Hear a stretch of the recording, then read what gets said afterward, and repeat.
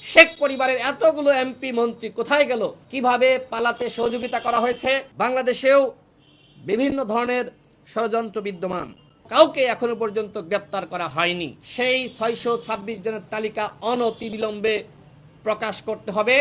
ভারত মনে করেছিল যদি হিন্দুদের বাড়ি ঘরে এবং একই সাথে মন্দিরে হামলা করা হয় তাহলে তারা একটি যুদ্ধ করার বা যুদ্ধ বাঁধানোর একটি ক্ষেত্র তারা খুঁজে পাবে। কিন্তু এদেশের জনগণের বিচক্ষণতার কাছে ভারতের ষড়যন্ত্রের পরাজয় নিশ্চিত হয়েছে। শুধুমাত্র বাংলাদেশের বাইরে থেকেই বা ভারত থেকেই ষড়যন্ত্র হচ্ছে এটি কিন্তু নয়, বাংলাদেশেও বিভিন্ন ধরনের ষড়যন্ত্র বিদ্যমান। সিন্ডিকেট ও বাজার মনিটরিংয়ের অভাবে দ্রব্যমূল্যের দাম আকাশ ছোঁয়া। আপনারা সাংবাদিক ভাইরা আপনারাও জানেন, দেশের মানুষ জানে, সবাই জানে, রাস্তাঘাটে বের হলে রিক্সা চালক থেকে শুরু করে যারা সাধারণ খেটে খাওয়া মানুষ তারা কিন্তু এই দ্রব্যমূল্যের একের পর এক দাম বাড়ছে, যে কারণে সরকারের উপরে তাদের অসন্তুষ্টি বাড়ছে। আইন শৃঙ্খলা পরিস্থিতি এখনো পর্যন্ত নিয়ন্ত্রণ করা সম্ভবপর হয়নি।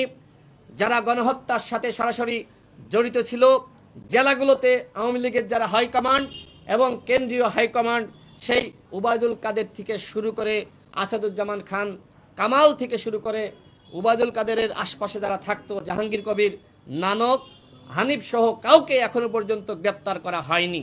আমরা দেখেছি আরাফাতের আটককে কেন্দ্র করে নাটক মঞ্চায়ন করা হয়েছে। আমরা দেখেছি হাসান মাহমুদের আটককে কেন্দ্র করে নাটক মঞ্চায়ন করা হয়েছে। সেনাবাহিনীর পক্ষ থেকে বলা হয়েছিল 626 জন সেনা হেফাজতে রয়েছে। এখনো পর্যন্ত অন্তর্বর্তীকালীন সরকারের মাননীয় প্রধান উপদেষ্টা সেই 626 জনের তালিকা প্রকাশ করেননি।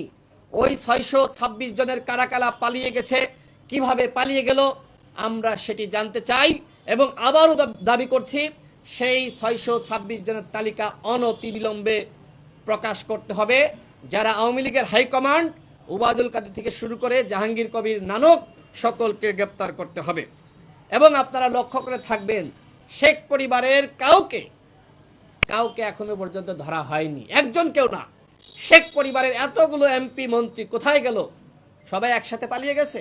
আমরা তো খবরে দেখলাম শুধুমাত্র শেখ হাসিনা এবং শেখ রেহানা পালিয়ে গেছে, বাকিরা কোথায়? বাকিদেরকে কিভাবে পালাতে সহযোগিতা করা হয়েছে, নাকি তারা এখনো পর্যন্ত দেশেই রয়েছে আমরা জানতে চাই। আমরা সরকারকে বলবো শেখ পরিবারকে ন্যূনতম রক্ষার চেষ্টা করবেন না, বাংলাদেশের জনগণ সেটি মেনে নিবে না। পুলিশ প্রশাসন থেকে শুরু করে সরকারের সকল স্তরে আওয়ামী সুবিধাভোগীদের দ্বারা ষড়যন্ত্র ও রদবদলের নামে তাদের পুনর্বাসন করা হয়েছে। বিচারের আগে আওয়ামী লীগের সাংগঠনিক কার্যক্রম তারা পরিচালনা করতে পারবে কি পারবে না সে বিষয়ে সরকারের একজন উপদেষ্টা এক এক রকম বক্তব্য প্রদান করেছেন।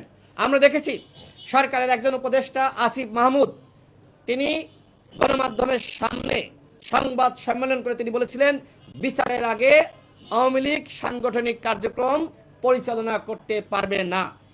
আমরা এটিকেই মনে করেছিলাম যে আওয়ামী লীগকে হয়তো নিষিদ্ধ করা হচ্ছে, কিন্তু পরবর্তীতে আমরা দেখলাম মাননীয় প্রধান উপদেষ্টা তিনি বললেন যে বিএনপি চায় না, এই কারণে আমরা আওয়ামী লীগকে নিষিদ্ধ করব না এবং নির্বাচনে তারা অংশ নিতে পারবে। শুধুমাত্র বিএনপি চায় না, বিএনপি তো কোনো দলীয় বক্তব্য বা দলীয় স্টেটমেন্ট প্রকাশ করে নাই, আমরা দেখি নাই। বিএনপির মহাসচিব তিনি একটি রাজনৈতিক বক্তব্য দিয়েছেন, সেই বক্তব্যকে কেন্দ্র করে যদি প্রধান উপদেষ্টা তিনি এই ধরনের সিদ্ধান্ত গ্রহণ করে থাকেন, আমরা মনে করি এই সিদ্ধান্ত শেখ হাসিনার মতন একটি স্বৈরাচারী সিদ্ধান্ত। কারণ আরো দল আছে, আমাদেরকে কি আপনার দল মনে হয় না? অন্যান্য দল নেই, আপনি সবার সাথে একটি জাতীয় সংলাপের আয়োজন করেন, সবাইকে ডাকেন, মতামত গ্রহণ করেন, এরপরে আপনি সিদ্ধান্ত জানান। শুধুমাত্র বিএনপির মহাসচিবের বক্তব্য আমি যতদূর মনে করি এটি বিএনপির দলীয় বক্তব্য না। এই বক্তব্যকে কেন্দ্র করে আওয়ামী লীগের পুনর্বাসন বাংলাদেশের জনগণ কোনোভাবেই মেনে নেবে না।